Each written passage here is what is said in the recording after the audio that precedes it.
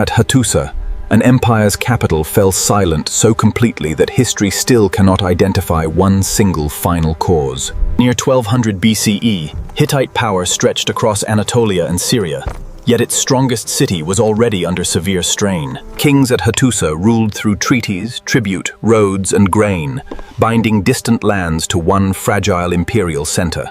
Clay tablets recorded royal commands and foreign fears, but the archive also preserved warnings of growing shortages. Beyond the walls, failed harvests and strained supply routes turned imperial strength into a desperate race against hunger.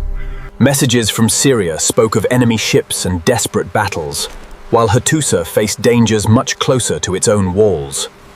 The empire's rivals were not its only threat. Rival princes and disputed succession could fracture authority within. At Ugarit, urgent letters described attacks already underway, yet the military help requested from allies never arrived. Some cities burned, others were abandoned, and the trade linking the eastern Mediterranean began breaking apart rapidly. By the time Hattusa emptied, invasion, drought, rebellion, and political failure had converged into one vast crisis. Inside Hattusa, officials counted grain, guarded gates, and waited for orders from a kingdom losing control of itself. Across Anatolia, subject cities faced the same choice: send tribute to Hattusa or keep scarce food for their own survival. Then the royal court began preparing to leave, suggesting Hattusa may have been abandoned before its final fires began. Archaeology suggests Hattusa's final fires consumed emptied buildings, making destruction a clue, not a simple cause. Beneath the ash, archaeologists found signs that Hattusa had been stripped before flames erased its final empty rooms. The Hittite state disappeared, but its people, language, and royal traditions survived across smaller kingdoms in Syria.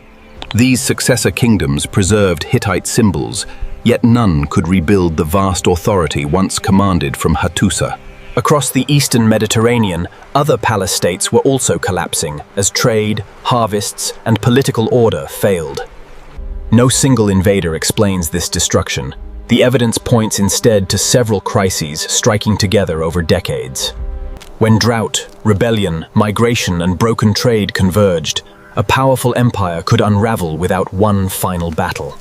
Tree rings and ancient records suggest repeated droughts strained Anatolia, just as the Hittite state began to weaken. Fields failed, reservoirs shrank, and every missing harvest made the capital more dependent on distant grain shipments. When supply routes failed, hunger became political, weakening provinces already burdened by the empire's demands. On distant frontiers, unanswered orders and missing supplies left commanders to survive without the empire behind them. When the warning network failed, each fortress became an island, blind to dangers moving beyond the next ridge. Families and workers moved across a fractured landscape, seeking food and safety as old political boundaries lost meaning. Every arrival increased pressure on towns whose granaries, officials, and guards were already stretched beyond capacity.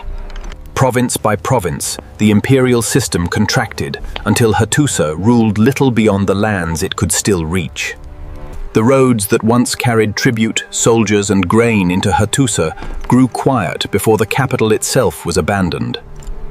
Hattusa may not have fallen in one violent moment. Its rulers could have emptied the capital before the final fires. After officials departed, fires consumed parts of Hattusa, but the empty rooms revealed destruction came after withdrawal. Burn patterns differ across Hattusa, suggesting separate fires rather than one sudden blaze sweeping through the entire city. Palaces, temples, and archives appear to have been stripped first, leaving valuable contents absent beneath the later ash. The final Hittite king disappears from surviving records, leaving no clear account of where the court or royal family went. Supiluma II still claimed victories near the end, proving the empire could fight even as its foundations were failing. Desperate grain shipments from abroad reveal a capital struggling to feed itself before its political system finally broke. At Ugarit, urgent letters warned that enemy ships had appeared, while the city's soldiers and fleet were stationed elsewhere. Ugarit's tablets were baked by the fire that destroyed the city, preserving messages that their writers never retrieved. The so-called Sea Peoples were likely several moving groups, not one organized army executing a single coordinated conquest. By the time raiders arrived, drought, rebellion, and broken trade had already hollowed out Hittite power from within. For years after Hattusa vanished, silence settled across lands that had once governed one of history's greatest empires. The empire collapsed, but Hittite language, rituals, and royal traditions survived within smaller successor kingdoms. Across Anatolia and Syria, carved monuments preserved the names of rulers whose imperial world had already vanished. Over centuries, the Hittites faded from memory until even their capital disappeared beneath the Anatolian landscape. Centuries later, scattered ruins and strange inscriptions drew explorers toward a forgotten capital hidden in Anatolia. Excavations at Hattusa uncovered walls, temples, archives, and thousands of clay tablets buried beneath centuries of soil. When scholars deciphered Hittite, forgotten kings and diplomats began speaking again across more than 3,000 years. Archaeology restored the Hittites to history, revealing an empire powerful enough to challenge Egypt and reshape the region. Yet no single discovery can explain the collapse. Drought, conflict, migration, and political failure remain intertwined. The Hittite story warns that civilizations rarely vanish at once. They weaken quietly until recovery is no longer possible. Hattusa was not alone. Across the eastern Mediterranean, palace states and trade networks failed within the same era. When palace stores emptied, workers lost food, materials, protection, and the system that connected their labor to survival. Without palace orders or imported metals, skilled craftsmen lost the materials and institutions that made their work possible. Once protected routes became dangerous. Copper, tin, grain, and information stopped moving between distant communities. Copper remained available in places, but without distant tin, producing reliable bronze became increasingly difficult. Iron use expanded after the collapse, but bronze remained important. Technology changed gradually, not in one revolution. Ordinary communities survived by farming, trading locally, and rebuilding life without the distant palace controlling every exchange. Authority fragmented into local kingdoms and councils, replacing one imperial center with many smaller political worlds. Old Hittite gods, symbols, and ceremonies endured, but each successor kingdom reshaped them within its own identity. The empire vanished, yet its political, artistic, and religious traditions continued shaping the region for centuries. After Hattusa fell, Carchemish and other successor kingdoms competed to inherit the authority of the vanished empire. At Carchemish, rulers still claimed the title of Great King, preserving imperial ambition inside a smaller political world. But the successor kingdoms faced a rising Mesopotamian power as Assyrian armies pushed relentlessly toward the west. Some kingdoms survived by sending tribute, exchanging independence for temporary protection beneath Assyrian power. Tribute demanded metal, livestock, grain, and labor, draining resources that local rulers needed to preserve stability. When resistance continued, Assyrian campaigns captured cities, removed rulers, and reorganized entire populations. In 717 BCE, Assyria seized Carchemish, ending the strongest surviving political link to the old Hittite Empire. Other successor kingdoms were absorbed one by one, their royal courts replaced by governors serving a distant empire. Local languages and religious customs survived conquest, even as independent Hittite-style kingship gradually disappeared. By the 7th century BCE, the successor kingdoms had vanished, leaving monuments whose meaning would later be forgotten. Wind, rain, and soil slowly buried the monuments until royal histories became anonymous stones in ordinary fields. The Hittite name survived in later traditions, but the empire behind it became distorted, reduced, and misunderstood. 19th century explorers found walls so vast that the forgotten settlement could no longer be dismissed as ordinary ruins.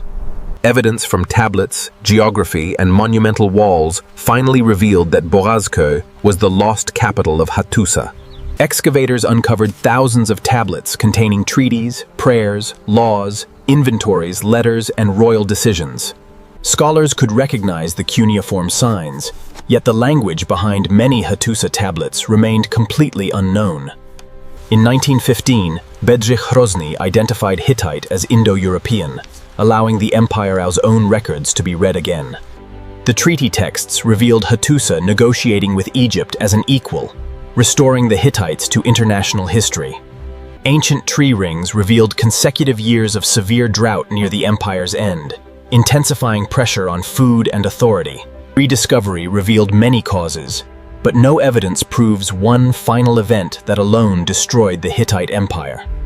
Even today, Hattusa continues yielding evidence, while the empire's final decisions remain hidden beneath soil and silence. The Hittite Empire did not vanish in one night. Its institutions weakened through accumulating pressures over many years. Food, trade, transport, defense, and authority were connected. Failure in one system placed greater pressure on every other. Hittite rulers faced impossible choices, feeding one region, defending another, and preserving a capital already under strain. Behind every abandoned palace were farmers, artisans, and families forced to rebuild their lives beyond imperial protection. The state disappeared, but communities continued farming, crafting, worshipping, and trading within smaller local networks.